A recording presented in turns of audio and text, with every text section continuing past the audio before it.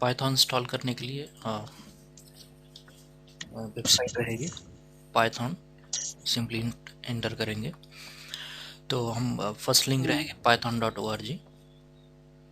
अगर आप Windows latest operating system कोई भी यूज़ कर रहे हैं तो यहाँ से डायरेक्टली डाउनलोड कर सकते हैं, या अगर विंडोज़ 7 वगैरह यूज़ कर रहे हैं तो विंडोज पाइथन 3.8 तक ही इसका सपोर्ट है, यहाँ पे देख सकते हैं। तो यहाँ से जाएंगे व्यू द फुल लिस्ट में जाएंगे। अगर विंडोज़ यूज़ कर रहे हैं और लाइनक्स या मैक वगैरह यूज़ कर रहे हैं तो उसमें ऑलरेडी इनबिल्ट रहता है पाइथन, अलग से इंस्टॉल करने की ज़रूरत नहीं। हाँ, बस ये है कि उसको अपडेट कर सकते हैं, लेटेस्ट जो भी अपडेट करना होगा वो।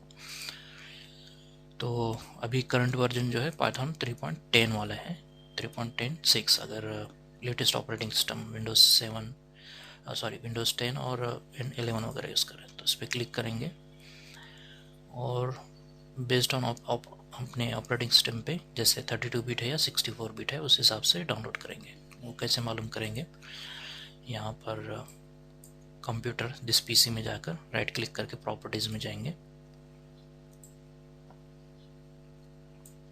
और वहाँ से सिस्टम टाइप देखेंगे 64 बिट है तो 64 बिट वर्जन अपन डाउनलोड करेंगे। यहाँ से जो रिकमेंडेड है वो रहेगा विंडोज़ की exe फाइल रहेगी, ये जो है जिप फाइल है तो ये exe फाइल डाउनलोड करेंगे हम।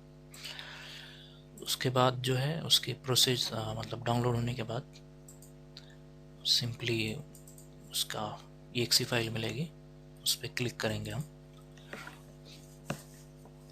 इसमें ऑलरेडी इंस्टॉल है इसलिए इंस्टॉल नहीं करूँगा, मैं सिंपल प्रोसेस बताऊँगा, सब सेम अप्लाई होगा। डबल क्लिक यहाँ से डाउनलोड करेंगे। डबल क्लिक करने के बाद इस तरह कुछ विंडो आएगा, उस विंडो पे हम क्लिक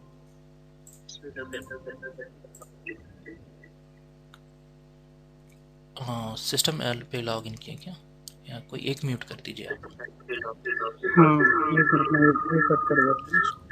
हाँ ठीक है, चलिए। तो हाँ, बता रहे थे डाउनलोडिंग। तो इस तरह से कौन सा सॉफ्टवेयर वर्जन हम यूज़ कर रहे हैं वो दिखाएगा यहाँ पर, और हमें दो ऑप्शन सेलेक्ट करने हैं, कस्टमाइज इंस्टॉलेशन एक यहाँ पर और add python to the path. ये अगर ये भूल भी जाएंगे तो हम बाद में भी इंस्टॉल कर सकते हैं ये चीज़ें। तो नॉर्मली जो अगर नॉर्मल इंस्टॉल करेंगे तो वो कहीं ऐप डेटा लोकल प्रोग्राम इस तरह कहीं पे जाकर इंस्टॉल होगा वो। अगर हमें बाद में पाइथन के सॉफ्टवेयर को एक्सेस करना होगा तो हम अपना कस्टमाइज पाथ देंगे।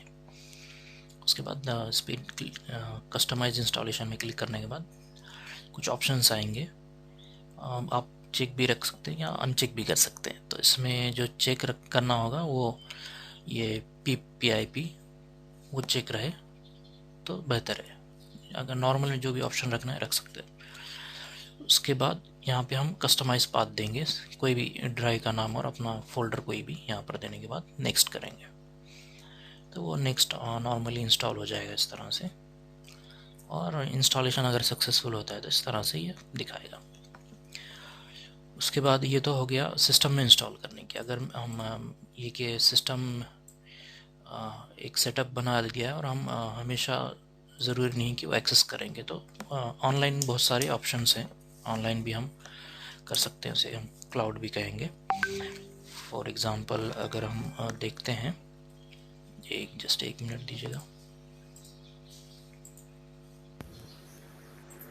ओके, कोई बात नहीं, इवनिंग क्लास। तो यहाँ पर एग्ज़ाम्पल के तौर पे एक तो हो गया हमारे लोकल सिस्टम में, हमारा लोकल सिस्टम हम जो भी यूज़ कर रहे हैं वो उसके अंदर, अगर विंडोज़ है तो उस अलग से डाउनलोड करना पड़ेगा, और अगर हम लाइनक्स या मैक वगैरह यूज़ करें तो इंस्टॉल करने की ज़रूरत नहीं। और उसके बाद हम अगर कहेंगे क्लाउड में या ऑनलाइन अगर हमें रन करना है विदाउट इंस्टॉलेशन तो किस तरह करेंगे। तो एक वेबसाइट है पाइथन एनीवेयर नाम से, पाइथन एनीवेयर। यहाँ पे आप अपने पाइथन सॉफ्टवेयर जो हम भी इस प्रोग्राम में कोर्स में यूज़ करेंगे वहाँ पे स्टोर कर सकते हैं, वहाँ से रन कर सकते हैं। दूसरा डायरेक्ट हम कहेंगे पाइथन ऑनलाइन। अगर हम इतना इंटर करते हैं तो बहुत सारी वेबसाइट्स आएंगी, वहाँ पे हम अपना कोड कॉपी पेस्ट करके ये कर सकते हैं। लेकिन इसका फ़ायदा ये रहेगा कि हमें इंस्टॉल करने की ज़रूरत नहीं, लेकिन नुकसान ये रहेगा कि हमें वो प्रोग्राम टेम्प्रेरी वहीं पे ये कर सकते हैं, रन कर सकते हैं। अगर पाइथन एनीवेयर में आप अकाउंट बनाते हैं तो वो वहाँ पे सेव हो जाएगा, एक चीज़। अब तीसरी चीज़ ये है कि हमारे पास एक गूगल कोलैब नाम से एक है, तो ये एक्चुअली मशीन लर्निंग वगैरह के लिए यूज़ होता है, मशीन लर्निंग और आर्टिफिशियल इंटेलिजेंस के लिए। फिर भी ठीक है, हम अपने इसमें पाइथन के प्रोग्राम रन कर सकते हैं। एक चीज़ ये होगी, हम इसका देखते हैं डेमो सब। और अगर हम एंड्रॉयड यूज़ कर रहे हैं या iOS यूज़ कर रहे हैं तो उसके अलग अलग एप्लीकेशंस आते हैं, तो ये चेक करेंगे हम। पाइथन एनीवेयर का पहले देखते हैं, जैसे कि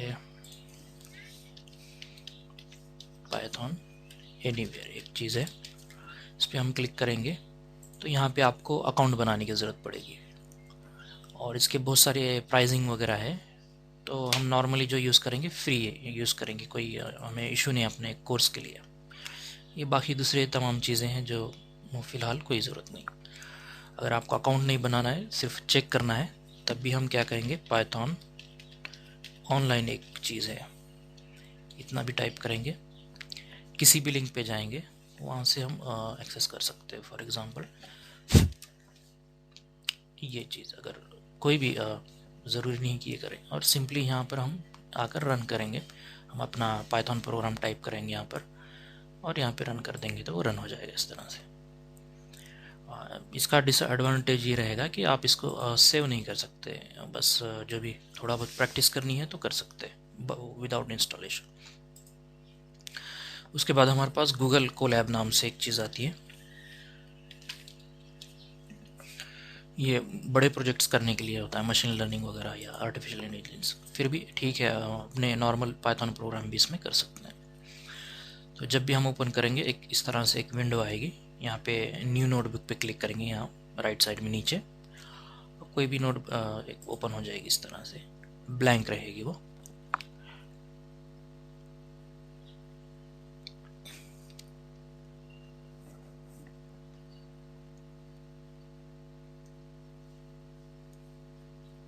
और यहाँ से ब्लैंक रहेगी पूरी तरह से। यहाँ से उसका नाम भी चेंज कर सकते हैं हम, कोई नाम देना वगैरह चाहें तो। और यहाँ पे ये कनेक्टिंग बता रहा है, जब ये कनेक्टेड हो जाएगा तो तभी हम अपने पाइथन के प्रोग्राम वगैरह रन कर सकते हैं। तो इसमें पाइथन ये इसको हम जो इंटरफेस वगैरह है, ये जुपिटर नोटबुक वाला इंटरफेस है। तो ये लो, इसमें क्या करते हैं हम अपने वेब ब्राउज़र के अंदर ही इस तमाम चीज़ों को रन करते हैं। तो इसके दो मोड होते हैं, एक नॉर्मल मार्कअप वाला एक होता है और एक कोडिंग मोड होता है। तो हम अपने कोडिंग मोड में कुछ लिखेंगे और टाइप करेंगे, और यहाँ से इसके बाजू में रन शेल करेंगे तो वो रन होके वहीं पे उसका आंसर देगा। तो ये इस तरह से, और ये आप सेव भी कर सकते हैं कहीं और, विदाउट इंस्टॉल किए हुए भी आप ये यूज़ कर सकते हैं ये चीज़ें। तो ये इस तरह से रहेगा। आप जब इंस्टॉल करेंगे पाइथन अपने लोकल सिस्टम में, तो उसका अलग अलग तरीके हैं कहाँ से ओपन करेंगे। तो सबसे पहले ये कि अपने जहाँ पे प्रोग्राम्स वगैरह डाउनलोड किए हुए हैं, और जहाँ पे स्टार्ट मेनू में जाकर यहाँ पर पाइथन रहेगा, इस पर क्लिक करेंगे तो ये एक पाइथन 3.10 पे अगर क्लिक करते हैं हम, तो ये इस तरह से कुछ विंडो ओपन होगी। तो इस विंडो को हम पाइथन शेल या पाइथन प्रॉम्प्ट कहेंगे। अगर हम विंडोज़ में यूज़ कर रहे हैं तो इसको पाइथन प्रॉम्प्ट कहेंगे, और अगर लाइनक्स वगैरह में यूज़ कर रहे हैं तो उसको पाइथन शेल के नाम से कहते हैं। इसको क्लोज कर देते हैं। दूसरा तरीका ये है कि नॉर्मली cmd करेंगे, नॉर्मल हमारे कमांड प्रॉम्प्ट में जाएंगे, और अगर यहाँ पे हम पाइथन लिखेंगे, टाइप करेंगे, तो इस तरह से कुछ आएगा। तो ये उसका कौन सा वर्जन यूज़ कर रहे हैं, कौन सा ऑपरेटिंग सिस्टम पे यूज़ कर रहे हैं, वो इस तरह का दिखाएगा। इसको एग्ज़िट करना होगा तो दो ऑप्शन है हमारे पास, एक तो एग्ज़िट कमांड एक है, इस तरह से लिखेंगे और एग्ज़िट कहेंगे, या फिर क्विट लिख के कर सकते हैं, क्विट करके इस तरह से। और अगर आपको मतलब इस तरह का एरर आ रहा है, फॉर एग्ज़ाम्पल कोई भी इस तरह से और इस तरह बता रहा है कि नॉट रिकॉग्नाइज इंटरनल और एक्सटर्नल कमांड, तो हमें इसका पाथ सेट करना पड़ेगा। हम चेक करेंगे पाथ वेरिएबल में कौन कौन सा ये चीज़ें हैं। तो इसमें पाथ अगर हम टाइप करेंगे तो यहाँ पे होना चाहिए पाइथन का 2 फोल्डर्स के नाम होने चाहिए यहाँ पर।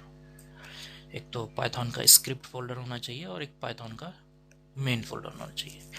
तो ये किस तरह सेट करेंगे, फॉर एग्जांपल दिस पीसी में जाएंगे, प्रॉपर्टीज़ में जाएंगे और एडवांस सिस्टम सेटिंग में जाएंगे और उसमें एडवांस टैब में जाएंगे यहाँ पर, और यहाँ पर इन्वायरमेंटल वेरिएबल में आएंगे और यहाँ पे पाथ पे डबल क्लिक करेंगे, इस तरह से ओपन होगा।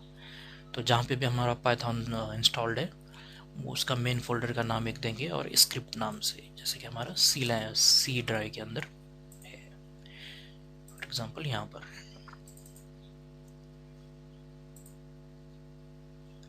पाइथन और ये पाइथन यहाँ पर ये मेन फोल्डर हो गया आपका, जहाँ पे पाइथन लिखा हुआ है वो और स्क्रिप्ट, 2 चीज़ें लिखेंगे हम। तो हम अपने कमांड प्रॉम्प्ट या पे रन कर सकते हैं उसको इस तरह से। तो इंस्टॉलेशन का आ गया समझ में।